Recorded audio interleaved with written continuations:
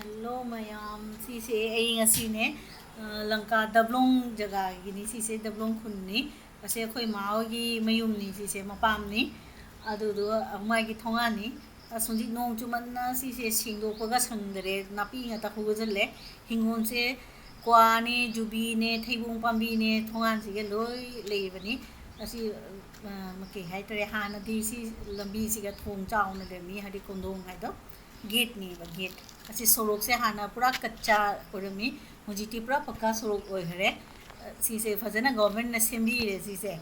ado mitei khulak or ga su jam achowok khulak hai tare akhoi gi town area Lanka town dagi ne ahan ba mitei khulak hai do asi oi ni sentigate losko pathar road dagi ado asi si dagi thoraga khoi pubogoi gi lambi dagi ei lak tu se main road ta na charali lambi dani khoi na lai se aduga asiga mayama sagai le mogi next mo sagapam haina sagai le aduga atisu leiri bamon junga su leiri aduga mayama atisu kadi kadi sagai le ai ningjandre hunje ado migi maming di khangi maming di ai siga video ni share ta roi ga se khun se asi lambi se hana pura kacha sorok le rami side ma sidi loi masa masa gi hingon gatani jungle do mai le se mane keno ni masa gi hingon mamang mon da su loi le low ka le ya se ure sidi only lambi du ga jumbang gatani uri se do se chatli si je main road hai ta re huje khulak ki lambi asige ye akoi na chatli si na charali hai do phang do ni huje akoi sige som chali chali mitai gatani jum ta re se sona kanda right side ta hai tare hunji chali se right side ta mitei jung tani tai se dong ji ano bu jung ama ani di la e do mandir oron da su mi kharana mandir su sahale sare uga bamon gi ne pukhri ma su lai se awangon kori dablong khun gi awang leikai hai tare si se kha leikai hai su lai awang leikai ase sabu ni ba ta tuition chaki ba asi main road tai si gi jet laga akhoi ke no ada mayang nadi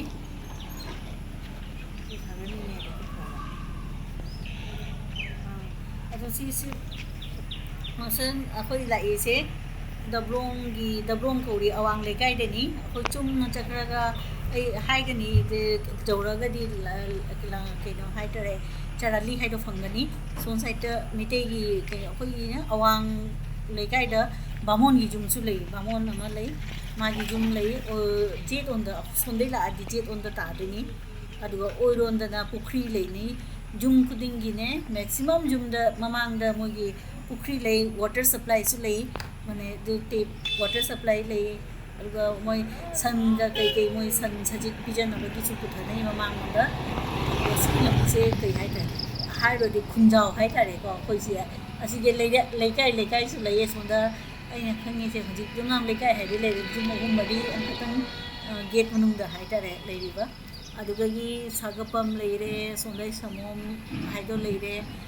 mayam sagai le aduga kasum chatlaga se athopam leikai ni ase land for sale mayam se hek charali mana to oidoi ni se athopam leikai ni mahadev mandir su lei moye mane si jet on dei sum la ga oiron da so ki son side ta oiron da na keno leibani je mahadev mandir lei mamang da na water supply ni water supply gi son side ta opposite ta su akhoi gi hingon lei akhoi gi jung ta sana hingon lei sonda do ese video di to dei sim chung na sum sida de jum sum loi ano no su sana re si water supply se asiga quarter da koi mitei koi mamchoi ma gi macha na su lei re siga moi na lam se moi na kat pani water supply gi ado ma thabak to re siga adu chung na sum adu charali do sum jawrani the LP school ma khak wani akhoi hingon gi mamang se lore jungle na changong ga re maintain to dre muje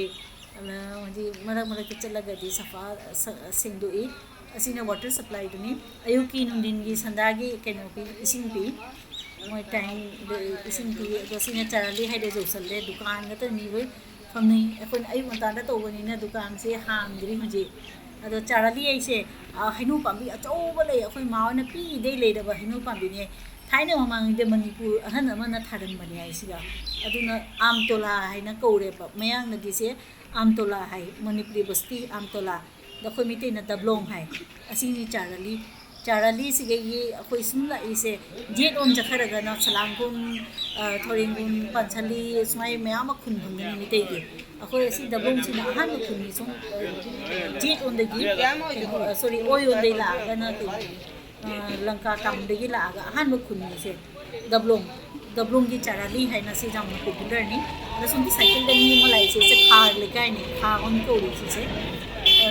se kha on ni ado se bazaar su chaw na phamme siga ilisa ne jalebi ne jang na pe season ke loi phani Meitei kholat ki mi jing se hani salamon ka chipur hai bado hegu popi balwanda sun ki mi jing do panchali thoring pun ma ki mi jing do se bazaar do la bek khale kamu koi awang da ai khao ne cha tre cha ding ni khao ne da bu ji kha da kai da sa ne ke ko le to so pang bung ji de ji de kai awang da kam le ko so so sa ta ni je ko se si cha na ki na se lam se LP school na sai ko cha lim na ke ho ni to so ko ma jo ne lam da kat pa ni da do si so water supply si kat ki ba ni da si dukan ma cha thani se si gi next hingon se akhoi gi ni akhoi gi odi ni si gi mamang gi hingon se on ji mamang de jungle kwa jo bi sar bambi next to ni next si se la ga si mi gi hingon ni ge chum la ga do si ge ne a jo re khu ke ga ye si ni se akhoi gi hingon ji jum ka di am ta u roi loi pa mamang de jungle ni manong on de ni thungan ma chang khak le bani ado udre asi jahing pambiyo kayo to na leire ado je sina athokom leikai gi hingon ni somdi sina ado mane jungle hadi jampot ke u acho cho ba hobani na udre git to changaga se mahadev mandir ni athokom gi mahadev yam magun kan ba mahadev ni si se